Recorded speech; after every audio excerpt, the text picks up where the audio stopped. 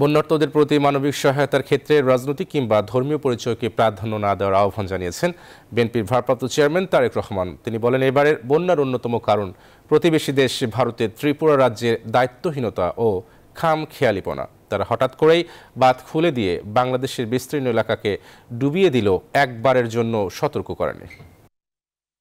বন্যা কবলিত অঞ্চলে লাগাতার ভারী বৃষ্টিপাত হলেও সেটি পূর্বাঞ্চলে বন্যার মূল কারণ নয়, বরং এবারের বন্যার অন্যতম প্রধান কারণ উজানের দেশ প্রতিবেশী ভারতের ত্রিপুরা রাজ্য প্রশাসনের দায়িত্বহীনতা এবং খামখেয়ালিপনা। তারা হঠাৎ করে বাঁধ খুলে দিয়ে বাংলাদেশের বিস্তীর্ণ এলাকাকে ডুবিয়ে দিলেও একটি বারের জন্যও বাংলাদেশকে আগাম সতর্কতা দেয়নি।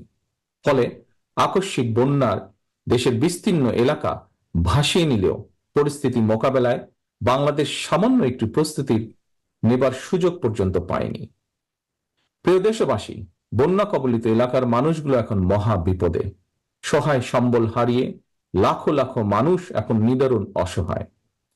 এমন পরিস্থিতিতে আপাতত কোনো অভিযোগ পাল্টা অভিযোগ তুলে সময় ক্ষেপণেরও সময় নেই। আপনাদের কাছে আমার একান্ত অনুরোধ, বন্যার্তদের প্রতি মানবিক সহায়তার ক্ষেত্রে আপনারা দয়া করে কারো কোনো রাজনৈতিক কিংবা ধর্মীয় পরিচয়কে প্রাধান্য দেবেন না। একই সঙ্গে আপনারা ব্যক্তিগত কিংবা দলীয় উদ্যোগের পাশাপাশি বন্যার্তদের সহায়তার জন্য সরকার ও প্রশাসন আপনাদের কাছে কোনো সহযোগিতা চাইলে দয়া করে সাধ্য মতন সহযোগিতার হাত বাড়িয়ে দিন।